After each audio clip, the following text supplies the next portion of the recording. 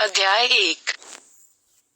Bhubaneswar, Rajnarayan, Lucknow, AKP, Sinha, Patna, MM, Sinha, Varanasi, TE, Shanmugam, Chennai, EI, George, Thiruvananthapuram, B, Krishnan, Mysore, HC, Ganguly, Delhi, Anwar Ansari, Aligarh, MC, Joshi, Jodhpur, EG, Parameswaran, Hyderabad, Uday Pareek, Udaipur, Ahmedabad, SN, Sinha, Jaipur, LB, Tripathi, Gorakhpur, TS, Saraswati, Baroda, JBP, Sinha, Patna, RC, Tripathi, Allahabad.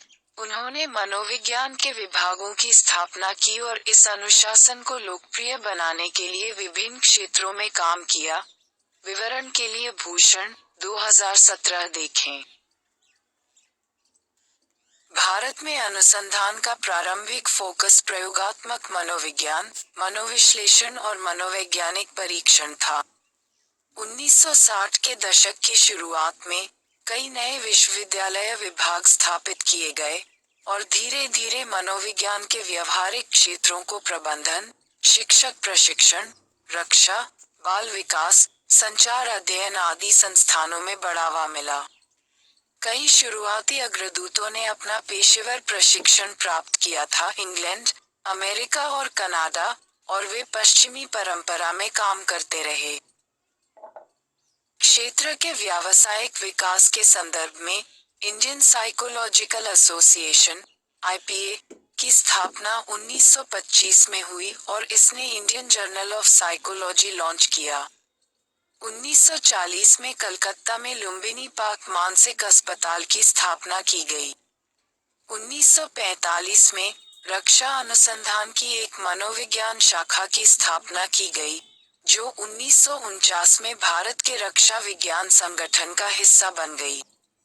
1955 में बेंगलुरु में राष्ट्रीय मानसिक स्वास्थ्य और तंत्रिका विज्ञान संस्थान निम्हांस खोला गया और भारतीय अकादमी अप्लाइड साइकोलॉजी (IAP) की स्थापना 1962 में हुई थी। 1962 में रांची में मानसिक रोगों के लिए एक अस्पताल की स्थापना भी एक महत्वपूर्ण घटना थी। Indian association of clinical psychologists का गठन 1968 में किया गया था और 1989 में एक नए पेशेवर निकाय, national academy of psychology (NAOP) की स्थापना की गई थी। 1997 में राष्ट्रीय मस्तिष्क अनुसंधान केंद्र (NBRC) की स्थापना गुड़गांव, हरियाणा में की गई थी। 2003 में NAOP द्वारा अपनाए गए भारतीय मनोविज्ञान के पौंडीचेरी घोषणा पत्र में भारतीय मनोविज्ञान की ओर बदलाव पर जोर दिया गया। 2009 में Asian association of social psychology का सम्मेलन दिल्ली में आयोजित किया गया था। 2009 में NAOP की पत्रिका साइकोलॉजिकल स्टडीज अंतर्राष्ट्रीय बन गई और स्प्रिंगर के सहयोग से प्रकाशन शुरू हुआ।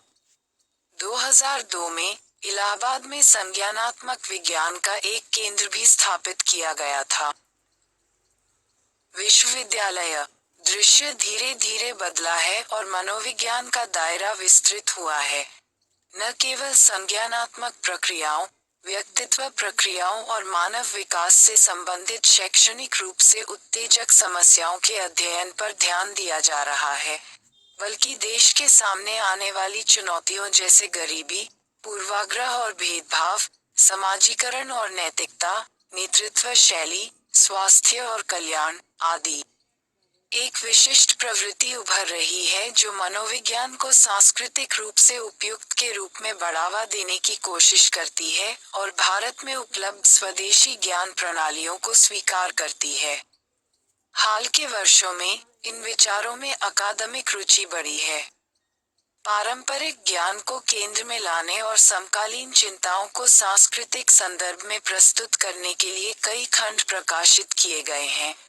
भावुक 2011, कार्नेलिसन, दलाल और मिश्रा 2010, काकर 1978, 1998, कुमार 2011, मिश्रा 2011, 2012, 2014, मिश्रा और दलाल 2015, मिश्रा और वर्मा 2014, नंदी 1984, 1995, परांजपे 1984, 1998, परांजपे और मिश्रा 2012, राव, परांजपे और दलाल 2008, राव और परांजपे 2016, सफाया 1975, सिन्हा 1965, 1969, 1986, 1997, सिन्हा और काव 1997, वहली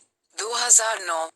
इसके अलावा अनुसंधान प्रकाशन अर्थात भारत में मनोवैज्ञानिक शोध के 5 ICSSR सर्वेक्षण, ICSSR 1972, मिश्रा 2009, पांडे 1988, 1994, पारीक 1980 कई क्षेत्रों को शामिल कर रहे हैं, जिससे पता चलता है कि भारतीय शोध में कई प्रवृत्तियों का मिश्रण शामिल है।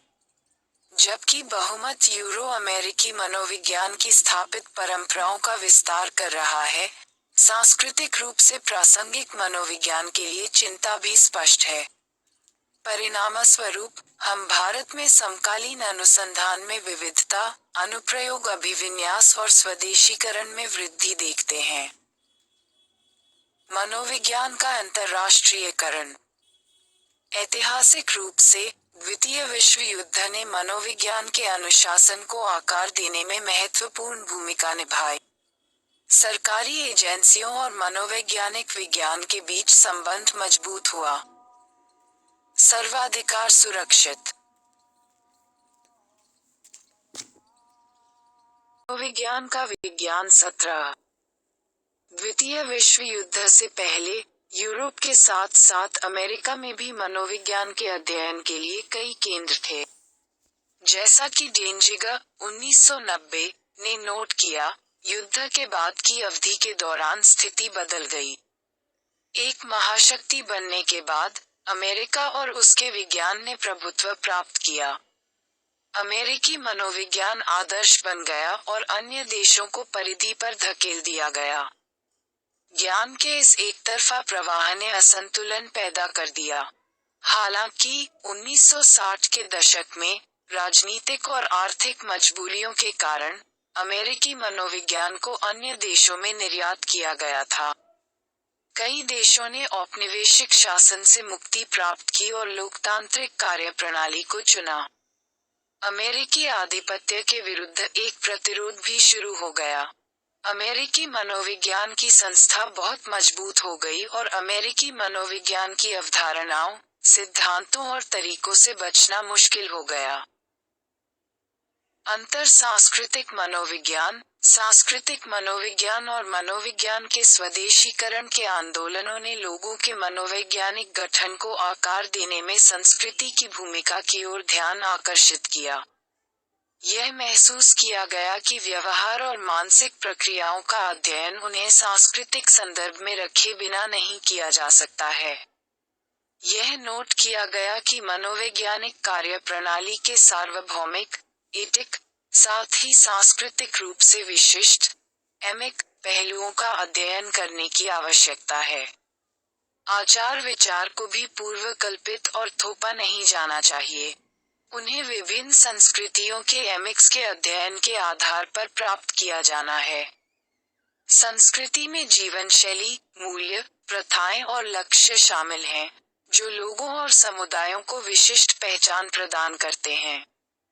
किसी क्षेत्र में उपलब्ध विशिष्ट पारिस्थितिक स्थितियां और संसाधन लोगों को सोचने, भावनाओं का अनुभव करने और विशिष्ट तरीकों से कार्य करने में सक्षम बनाते हैं। इस प्रकार संस्कृति सामर्थ्य के साथ साथ बाधा के रूप में भी कार्य करती है।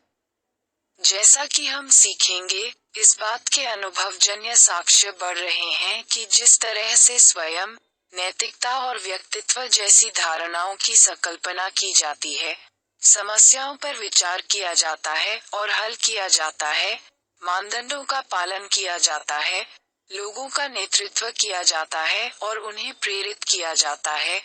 निर्णयों में विभिन्न संस्कृतियों में पर्याप्त और कार्यात्मक रूप से मूल्यवान अंतर हैं। लिया गया और जानकारी एकीकृत की गई। इस खंड के विभिन्न अध्यायों में आपको मनोवैज्ञानिक प्रक्रियाओं में सांस्कृतिक विविधताओं की कुछ झलकियां मिलेंगी। दरअसल, समकालीन मनोविज्ञान बहुआयामी होता जा रहा है और मनोवैज्ञानिक न केवल मनोवैज्ञानिक कार्यों को समझने और समझाने के लिए बल्कि जीवन की गुणवत्ता में सुधार के लक्ष्य के साथ उन्हें बढ़ाने और विनियमित करने के लिए कई मोर्चों पर काम कर रहे हैं। मनोविज्ञान का अध्ययन अंतः विषय बनता जा रहा है क्योंकि सामने आने वाली समस्याएं कई क्षेत्रों से संबंधित हैं। मनोविज्ञान के अनुशासन का विकास अधिक जटिल और रोमांचक होता जा रहा है क्योंकि प्राकृतिक संसाधन कम हो रहे हैं और जीवन का प्रचलित उपभोक्तावादी दृष्टिकोण आवश्यकताओं और आकांक्षाओं को बढ़ावा दे रहा है और पर्यावरणीय संकट को गहरा कर रहा है। इसके लिए विविध सांस्कृतिक परंपराओं से प्राप्त ज्ञान को एकीकृत करके मानव स्वभाव को फिर से खोजने की आवश्यकता है। ये खंड आपको बुनियादी मनोवैज्ञानिक प्रक्रियाओं से जुड़ने और उनके बारे में गंभीरता से सोचने के लिए आमंत्रित करता है ताकि आप अपने सहित सभी की भलाई में योगदान दे सकें। आज मनोविज्ञान का क्षेत्र, यहाँ तक कि 21वीं सदी में भी एक भी ऐसा परिप्रेक्ष्य नहीं है जिसका उपयोग व्याख्या करने के लिए किया जाता हो। सभी मानव व्यवहार और मानसिक प्रक्रियाएं। वास्तव में 7 आधुनिक दृष्टिकोण हैं। आधुनिक परिप्रेक्ष्य 1.37 आधुनिक दृष्टिकोणों के पीछे के मूल विचारों का सारांश प्रस्तुत करें। मनोविज्ञान में मनोविज्ञान के 2 आधुनिक दृष्टिकोण मनोविश्लेषण और व्यवहारवाद के अद्यतन संस्करण हैं, जबकि अन्य लोगों के लक्ष्यों, विचार प्रक्रियाओं, सामाजिक और सांस्कृतिक कारकों, जीव विज्ञान और आनुवंशिकी पर ध्यान केंद्रित करते हैं।